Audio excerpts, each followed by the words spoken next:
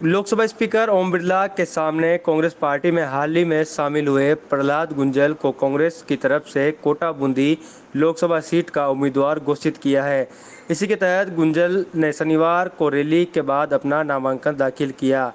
इससे पहले circuit house के नज़दीक एक सभा हुई। इस सभा को संबोधित करते हुए पीसीसी चीफ गोविंद सिंह डोटासरा ने कहा कि जिस व्यक्ति ने हमारे नेता राहुल गांधी की सदस्यता रद्द की, जिसके साइन से सदस्यता खारिज हुई थी, उसको हराने का ये सही मौका है। ऐसे व्यक्ति को संसद नहीं पहुंचने देना है। इस दौरान कांग्रेस के हजारों की संख्या में कार्यकर्ता मौजूद रहे।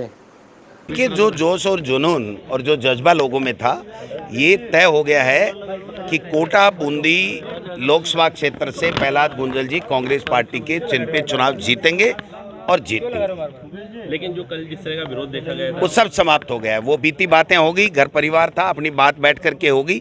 एक दूसरे के सामने चुनाव लड़े हुए थे, गिले शिकवे थे, वो दूर हो गए। और आज जिस ताकत के साथ में धारीवाल साहब ने जो बात कही है कि कांग्रेस के साथ कोई गद्दारी नहीं करेगा, अगर कांग्रेस का व्यक्ति कांग्रेस को वोट नहीं देगा तो वो गद्दारी करेगा, ये मैं बर्दाश्त नहीं करूंगा। तो अब इसके बाद में सब चीज़ें समाप्त हो गई हैं। हम सब कांग्रेस के नेता कार्यकर्ता सब मिल करके, और जो गुंजल साहब के साथ में आए हैं वो तमाम कार्यकर्ता कांग्रेस में आए, वो सब मिल करके चुनाव लड़ेंगे और जीतेंगे।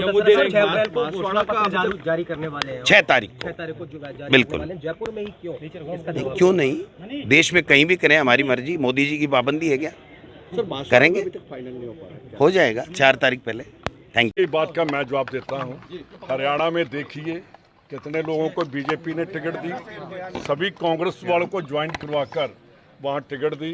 पंजाब में आम आदमी पार्टी और कांग्रेस के, उनको अगर ये कहते हैं कि हम 400 पार करेंगे, तो जो दूसरों के बैसाखी का सहारा क्यों ले रहे हैं? क्यों दूसरी पार्टियों को ज्वाइन करवा के?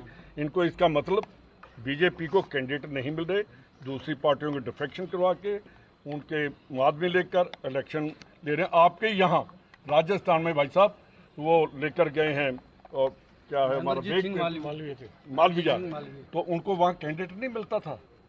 और कहाँ क्या स्थिति रहेगी सब सीटों की अपनी? बात देख लेना, जो आज आपने देखा है कि क्या आज चाहे जन सलाब आया है, ऐसे ही सारे राजस्थान में लेकर आएंगे और हिंदुस्तान में कांग्रेस की सरकार बनेगी। गुंजन साहब आप बोलिए। आप जोश जुनून देखने में नहीं आया क्या जी? ये जोश रस्सा खींच की तरह चुनाव के परिणाम को अपने पक्ष में खींचेगा।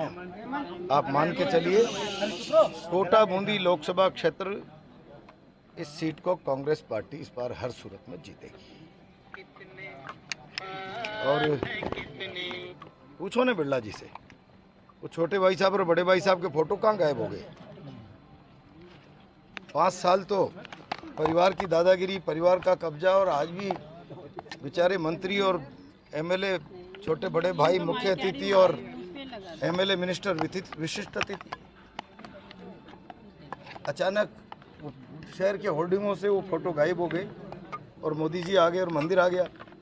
दम है तो आओ, आपके चेहरों पर शहर को कितना भरोसा है, लड़के बताओ। 10 साल का सांसद रहे हो, आपने काम क्या किया, आपके चेहरे पर लोगों को भरोसा कितना हो गया, लगाओ ना चेहरे पर, चुनाव लड़ लो खुद के।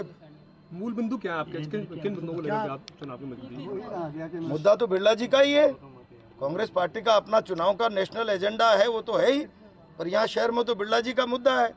मैंने थोड़ी कहा कि मैं 2019 के चुनाव के पहले एयरपोर्ट ला दूंगा, और नहीं ला पाया तो बिरला एयरलाइंस चला दूंगा, और ये भी नहीं हुआ तो 19 नहीं लड़ूंगा।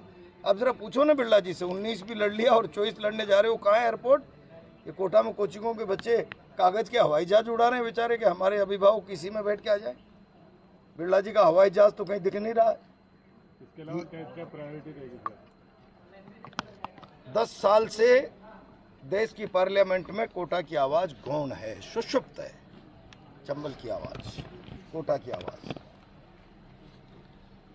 मैं कोटा की एक एक बात को पूरी ताकत और जिम्मेदारी के साथ देश की संसद में उठाऊंगा,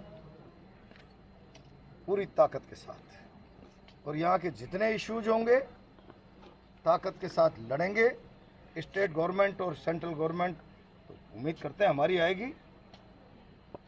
हर गवर्नमेंट को मजबूत